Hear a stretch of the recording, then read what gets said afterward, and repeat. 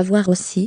Pour sa dernière saison, la série créée par Krishi Gnal prend pour trame la difficile communication entre hommes et femmes, sur France 2 à 20h55. Le Monde /vertical par Martine Delahaye. Voilà, qui est à l'image de cette saison-ci. Il y aura eu tant de pistes à suivre, bien plus que de coutume, pour arrêter le violeur qui risque de récidiver, que Miel enjoué et hardi, le grognon auront très peu échangé sur un autre mode que celui du travail. Tout commence par l'image d'une femme qui arrive au commissariat, hébétée, quasi muette. Pour viol, indique-t-on aux deux enquêteurs.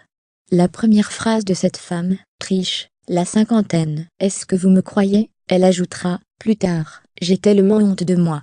J'aurais préféré qu'il me tue. J'ai fait quoi, pour que ça m'arrive ?» Fermez les guillemets. Or, les hommes de l'entourage de Trish ont de tels secrets, petits ou grands, qu'ils se révéleront tous de potentiels auteurs du viol. Cette saison suit pour autant quelque chose qui passe moins par le corps que par ses représentations.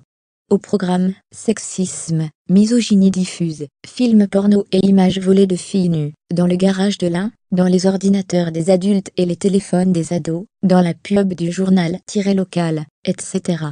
Fermez les parenthèses, sans oublier des pères absents, et des mères livrées à elles-mêmes, pour maintenir leurs enfants sur le droit chemin, empruntant autant à Agatha Christie, qu'au noir nordique. Broadchurch a parfois la main lourde, comme pour se dédouaner d'une peinture aussi noire de la jante masculine. Le créateur de Broadchurch fait dire au capitaine Hardy: « Ce qui me gêne dans cette enquête, c'est que j'ai vraiment honte d'être un homme. » Fermez les guillemets. Mais cette saison sonore de pointer du doigt les nombreuses formes d'humiliation, de peur, d'abus, même minimes, que nombre de femmes vivent au quotidien.